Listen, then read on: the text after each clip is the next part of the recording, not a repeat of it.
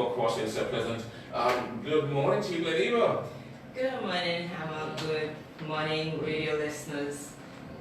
Well, this surprise, in fact, this countdown, that I saw over a month ago now, really and truly, today the countdown, we reached #1 now, so I guess it's time for revelation. Now, tell me, what is the big story that Geneva Haji will lay on us this morning? I saw the video and I'm excited right now about that too, because I believe in the youngsters in Anguilla and the strong ones, really for that matter, and you're one of those strong ones, which I believe in a whole lot. Tell me now, let the folks out there know why you are here at Geneva and what was this countdown all about? All right, thank you, Hammer. Before I get into the exciting and humbling news about what this countdown was, I'd really like to just take a moment and send my prayers out to the family of Pastor Ramos, who is currently still missing at sea, and my thoughts and prayers are with them and with him, and it is my hope that he is found safely. So I wanted to really acknowledge that before we get into this morning. So. Okay, so folks, I'll say this right now. For years, she's been a member of the National Youth Council. She's been a member, part of lots of youth-led initiatives here in Anguilla. Over the years, very vocal youth as well. Waited on the big issues from a child. She'll be waiting on heavy issues from a child, really. And she is here, and she is here. So tell me, sister, right now, really, again, why you're here? Yes, I know I've kept you waiting. So this morning at 9 o'clock, I officially launched my 2020 campaign as a candidate in Anguilla's election as an at-large candidate. Okay, all right. At-large candidate. Wow. So go on there. You're not telling me now that that even now will be a candidate in the upcoming elections at large, independent? Huh?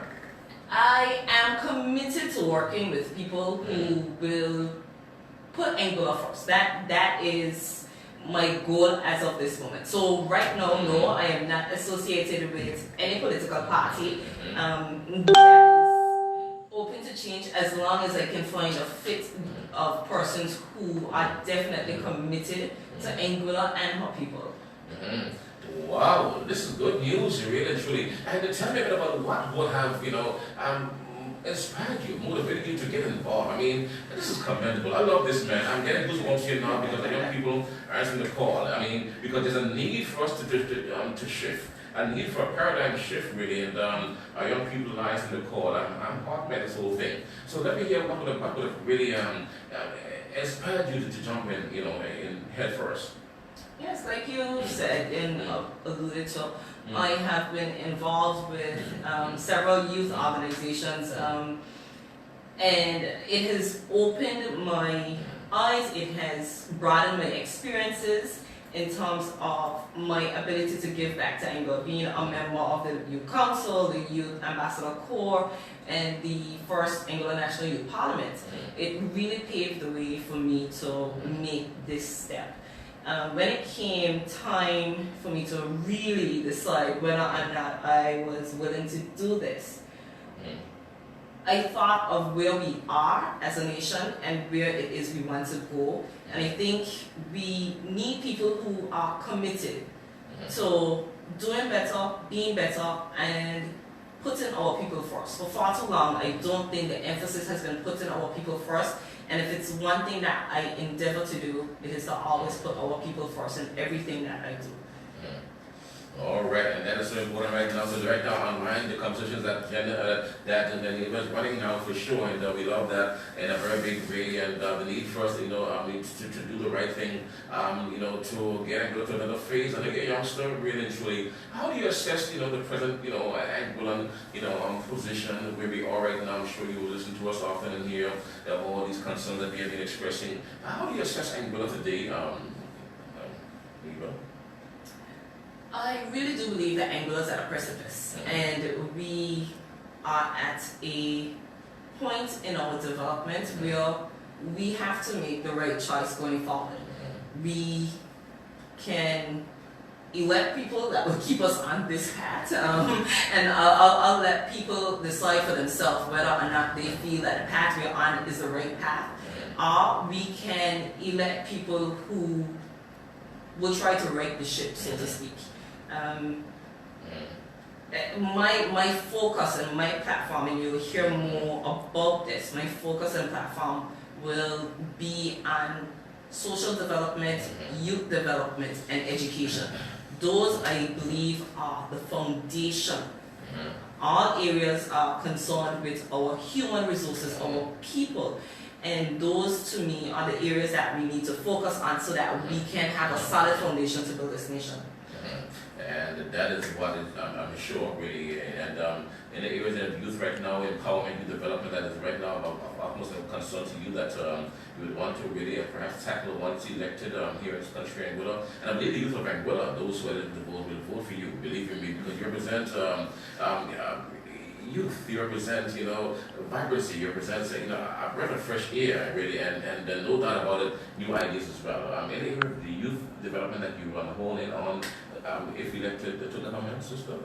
I would like to say, in the past few years, I have noted huge expansions of offerings coming from the Department of Youth and Culture, geared towards youth development, and I'd like to see those services strengthened, supported more, and expanded. You have several programs that I think are successful programs. You have the Get Set program, you have the Youth Business Foundation. Those areas that allow youth independence, financial standing, because right now that is one of the major issues facing older youth. If I may understand, those who would have gone off to school and come back, or those who, even if they didn't go off to school and they're at the phase in their life where they want to build a house or they want to start families, and we have a hard time accessing funding to build homes and so do the things that our parents were able to do and generations before us were able to do. And so if we can strengthen the institutions that will allow for that area of development, that would be great. And Lima, I was really right now, what you're speaking to there is also is that is now being has been impacted by society as well, because we all know that in order to for development to occur, there's a need for the access to resources, natural resources. And what I met growing up in the 80s and 90s, where I got access to bodies. What's happening at these times now is that we have a much stage frame, but it's not access on the project. It's a very point where they are calling themselves in most part the back of the box. We're seeing other persons from other nationalities, Asians, for example, and they're Arabs. Another example, so they over there and they have access to massive resources that they already have in your country. And my concern is that these countries are falling down the food really, and to be face that problem relevant. I believe that we're in trouble too. And the use of everyone, but if you see that as well. Need access to finances, resources, so lending and funds, financing businesses, and that's a bit of a straight line. Okay, and in terms of vision of the project, I mean, you guys try, you guys get a whole lot of all that stuff. The profiles of their vision back in the day, I think the vision, I know you have the campus coming up, you have all that I'm sure there, but I think anyone at this point, and speaking about a vision for Anguilla, must start to look beyond 2020, must start to look beyond 2025, and really take note of where we are and where we'd like to go.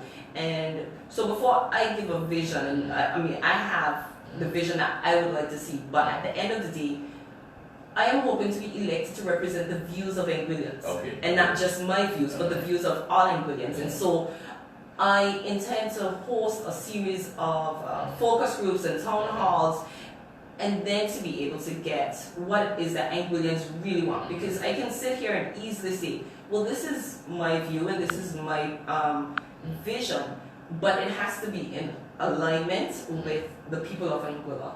And I do believe that we are at a point where my vision and their vision are aligned.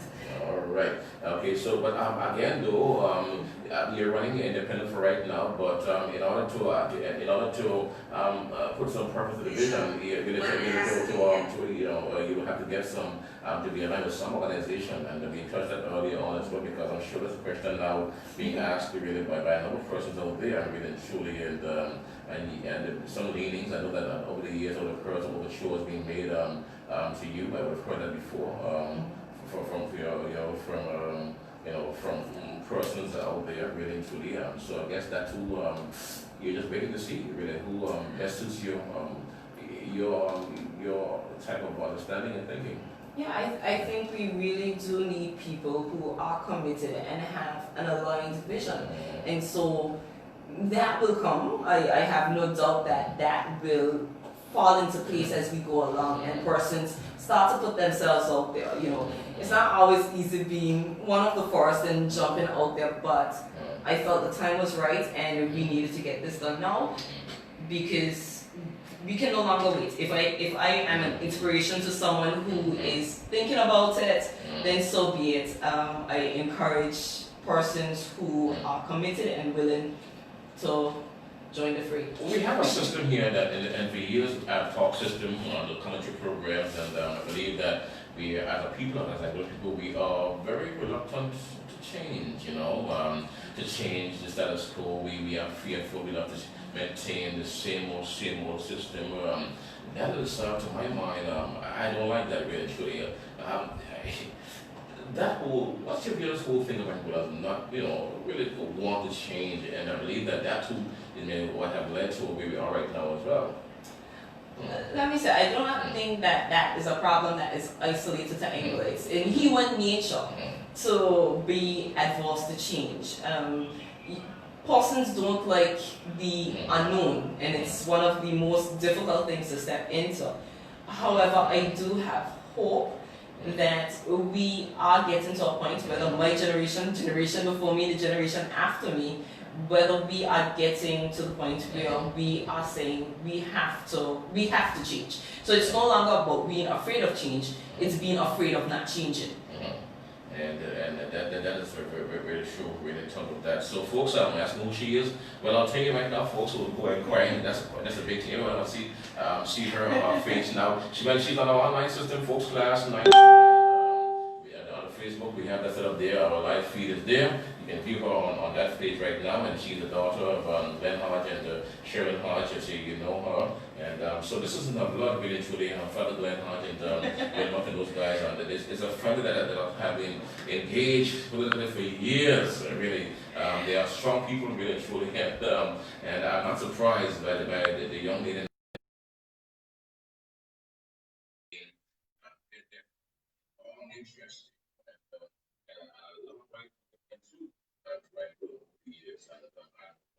Like this, equally easy to very same way. So often that you guys in this right.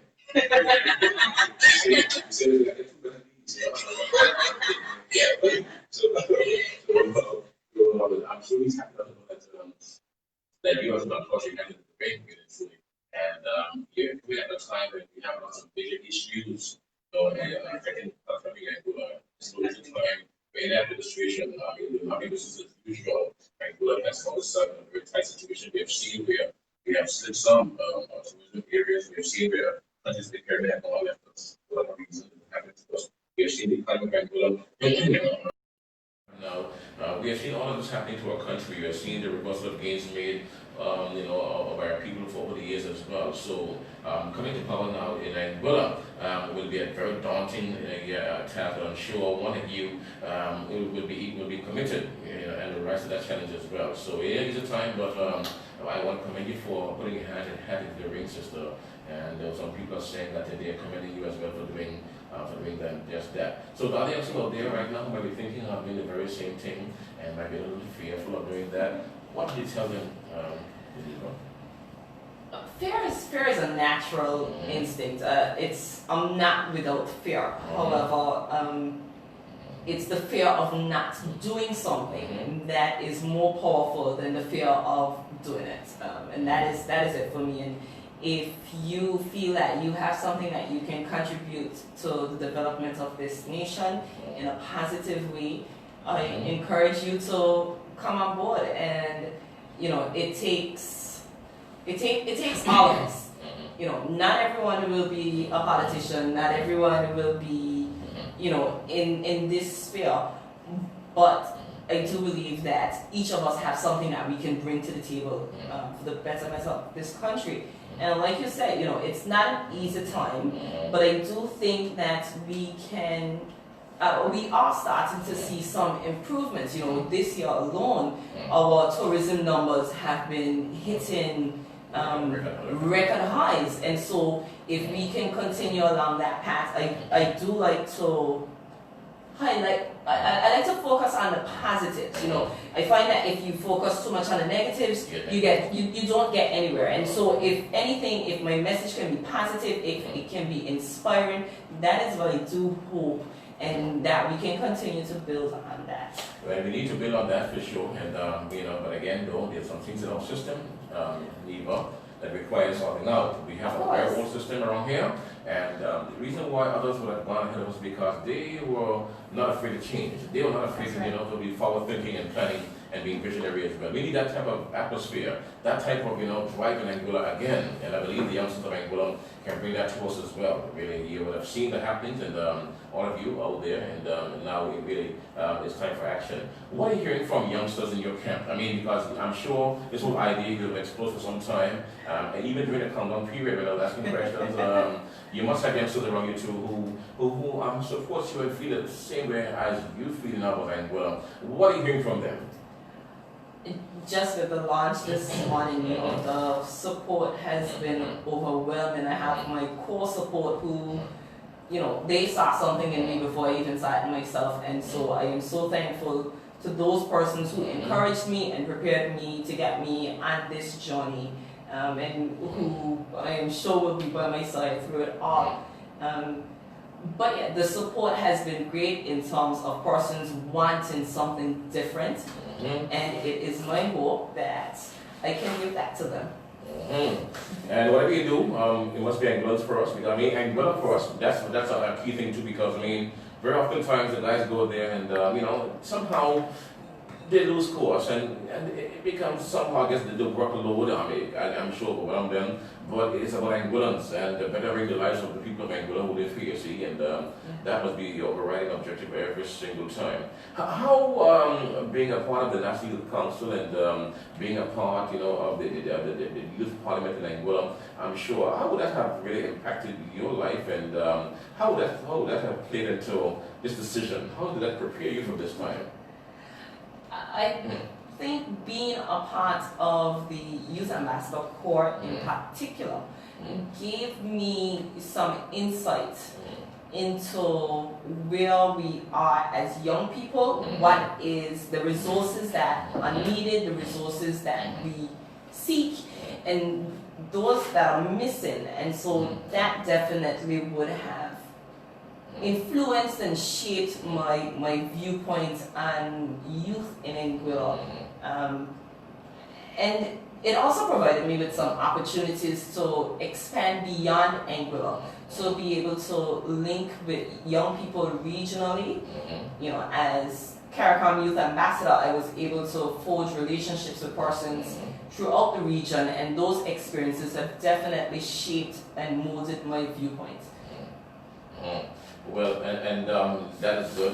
That would have been maybe a starting ground, and so why I support the work of the National Youth Council, I support the work of the DYC, because we need to mold youngsters, to get the feedback, to give them a feel as to, and because here it is now, you enter this arena, and if elected, you will go to Parliament, are really knowing parliamentary procedure. That's right. You are really a parliamentarian, because you will go to the National Youth, Parliament, that is correct. You would know parliamentary procedure. You'll be going to a very familiar type of territory. See, so going back home. Going back home. So we need that, but now on a more national scale. You see. That's right. So we need more of that in our society for for sure. But there are a number of big issues that I want to hear you on these. It's good to test certain people, so, when you have them around you on big issues. Same-sex marriage, which is now a raging debate in this country, Anguilla. That's one of the big things that are raging right now here in Anguilla. What is your view on that, as a young, as politician, aspiring politician? For those who know me, they will know that I am a very liberal person. However, I believe in persons' rights, all of their rights. I'm a huge defender of human rights. And so I don't believe that any one person's right should override another. Okay. So my human rights shouldn't override your religious rights. Okay. And so I think it is a discussion. We are at a point where it requires an in-depth, mature discussion, where we can come to a place that is common ground. Even if it's not common ground, it is somewhere that we can move forward together as a nation without stepping on each other's toes. So, without going too much in depth, I will say that I am a huge defender of human rights. Human rights. Yes. All right. Okay. I hear that. So, you heard that, folks out there. We can go further, but not right now on that. I guess it is more time for us to delve in deeper. And what relationship with the British government, with the British UK, that too has been, an ongoing discussion. I'm sure you have a view on that as well. What is your view on Angola's UK relationship at this time? As a country, as a nation that is looking to mature, we are now 52 years post-revolution.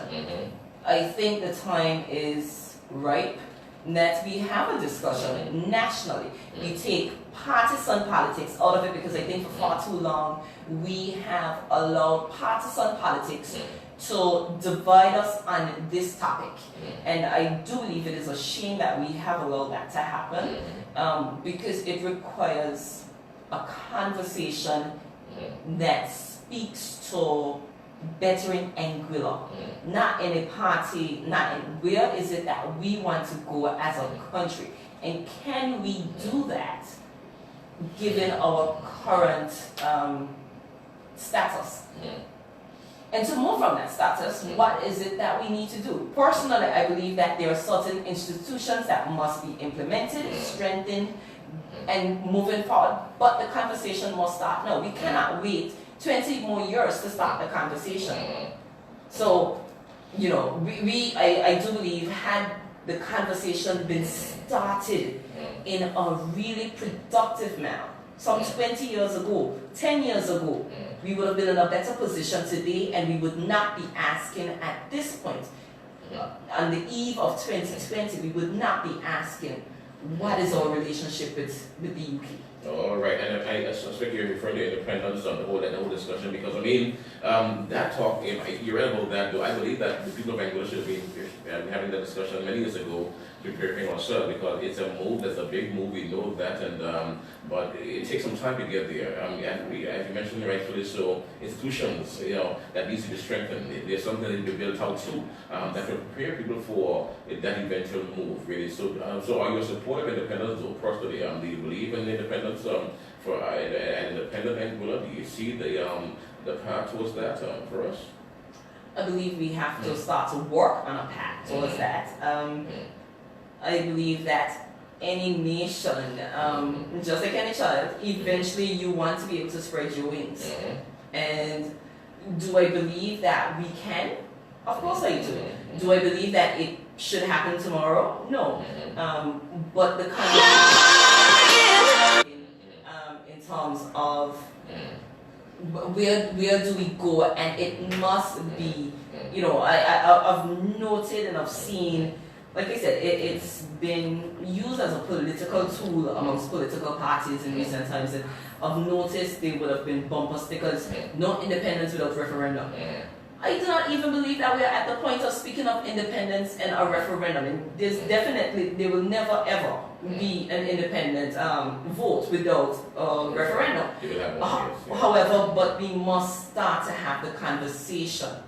So, whether to educate our people, and the benefits or the importance of it, whatever it is, the conversation must be had in a respectful and constructive manner, not as a means to gain political points.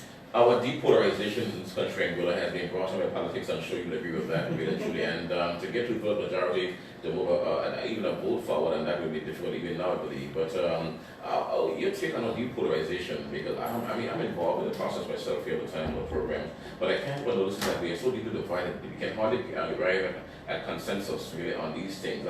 Your take on depolarization as a people, as a people here in this small 2x4 country.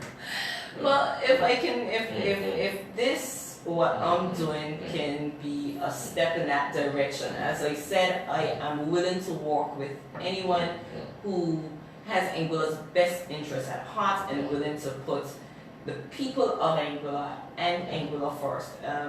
So I think in this stance alone, if this is my little contribution towards depolarizing and getting away from that deep partisan divide that exists currently, then that is it. And that will have no doubt. I believe it will have no doubt. Okay, so folks, we are just about 5 minutes down after the 11 o'clock hour here in the morning. I'm speaking to Lady Bahaj, and she will have just announced her candidacy and in the upcoming elections as a large candidate. She's a West End Anguilla folks, a youngster who have been around the system for a number of years, youth council, youth parliament, someone who is well impacting the country Anguilla, understand the politics of Anguilla. She's from a hugely political family, I'll tell you that. And so in our household, I'm sure this is what they live and breathe every day. That's the case, and someone who is purpose driven and very independent type of thinker too. I'll tell you that. And she is now way into the battle really, and will be offering herself off elections come 2020. So the name is Lady Bahaj. Again, she's the daughter of Glenn Hodge, Sherilyn Hodge, and their daughter, Wilmoth. You recall Wilmoth, he ran several years ago too. His niece, okay, so this family, Lowell, those guys, their niece. So she's someone who is well seasoned, really, and is poised to make a contribution. And I'm happy to hear that she has decided to make a run at this point in time, and I believe this would serve now as some sort of impetus, some sort of a shot in the arm for youngsters across Anguilla. I believe that this will be a wave of youngsters not coming through. I love it. I love the idea for them to come through and to be on the issues that are confronting us. I believe that the older folks who are around right now, we would have seen, we have gotten over the years, 52 years on, we have gotten ourselves now, and I believe that the time has come for us to have instill new ideas, new vision, really, to move Anguilla to where it should be as a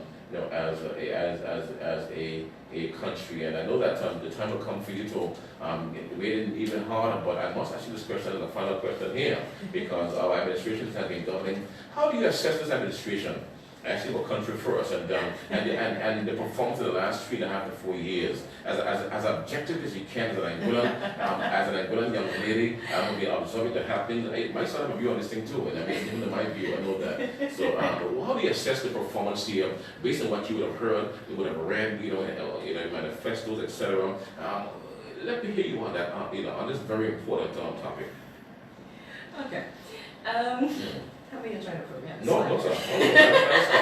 Well, here's the thing, and whether this administration and administrations past, I do believe one of the key frustrations for me would be the lack of information that is forthcoming. Transparency and accountability, those are the tenets on which any nation should be built upon, and it is rather unfortunate that we find ourselves in a position where those are so lacking. And I think I would like to say that yes, that those areas are areas that must be strengthened. Those are areas that persons must be committed to developing if we want to move forward. Transparency and accountability, and more openness with information, and Yeah, I think that is, because I'll say this much. There has been legislation that has been passed within this administration and legislation that I know that is in the works. And, coming from my focus area and the areas that I'm definitely interested in, those areas, I have been very pleased to see that, but I think there is something that is lacking with really getting the education out to the people to let them know about this, about these pieces of legislation, and to have proper input from our people into these legislations that will affect us all. All right, so transparency, accountability, those are the watchwords here that you're seeing as lacking in this administration. Well, we have no time. Administration's fast.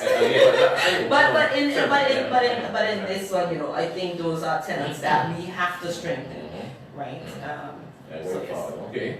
Well, a whole lot you have said here this morning, and but I'm sure that the buzz today will be the fact that you would have thought you had in the ring now. That's the big buzz right now. Everybody has the big buzz right now. That's not occupying Anguilla today. This is the news story for the day. That the neighbor has tossed hand in the ring now, and the other question is that I'm sure now that they're looking to see where you will align yourself, and that is a question that's now coming on the time even here now on my phone. But she said that she will align with people who are like-minded, people whose agenda suits hers really and truly, and whose vision aligns with vision. Okay, that's what she will do really and truly. And we'll see how that goes on. But certainly, it's a good move for a young lady, a good move for youth of Anguilla to have you there. Believe you me, youth have been calling out for years that they be marginalized, they be shut out of the decision-making process. I'm sure we'll galvanize around you now. This might be a movement that they see coming up now too. Might be a movement of youngsters now coming forward as well to make a contribution. But to have you part of the conversation in Anguilla that really, I think it's a most welcoming thing. We all need to support that in a very big way. I think the future of Anguilla is still in a good place because of me with you and others like you coming on board now. I think that we are going in the right direction. I'm happy today. This is my best program in a long time. To hear that youngsters are coming forward now, to be a part of the political process. All right. So thank you, sister, and certainly you made big news today. Big news today. This is the news of Anguilla and for Anguillas around the world today. A youngster, the first youngster, has tossed a hat into the ring, and that's a good thing for us here. And so you recognize that we have an issue in Anguilla, and you want to help. You recognize our issues here, and you wish to help us out here, and we love that. Okay? Thank you so much for making that decision, and. What's next now? You just launched now, so what's in store now? Online campaigns, yes. So my social media campaign launched this morning at 9 a.m. On Facebook, and my Facebook page is Gleneva H 2020. You can search for that on Facebook. There, I know I have persons who are on there who are tuned in live on that page right now and listening. So. Yeah, just go on, like the page. We will definitely be providing updates. You'll get more of my policy ideas, and all of that will be shared in that space as we head deeper into this campaign season. The young people, I know you're online, you guys stay there all the time, but bear in mind you have to come outside too. You cannot sit on that phone and think you can campaign from there either or there. So you have to head around the area and around Anguilla and meet people and talk to people. Yes. That's the best campaign you can think about. Well, as you can see, I coupled my social media launch with interview here with you this morning, and I would like to really thank you for having me on this morning, and providing this opportunity and this platform for me. So yes, it will not only be because while yes, young people do make up a huge core of my base, at the end of the day, I am about putting people, all of our people, young, old, middle age, everybody first. Well, I'll be following you closely and also what's happening, and without a doubt, one of your supporters, because I really believe in the youth, and I believe that you have the qualities, that will. This is not an endorsement yet. This is not but yet the qualities, though, as a youngster to move things forward. And I've seen you at work before. I know of your abilities, really and truly. On a national scale, we can do big things around here, right? So. Thank you again, big news today for sure, man.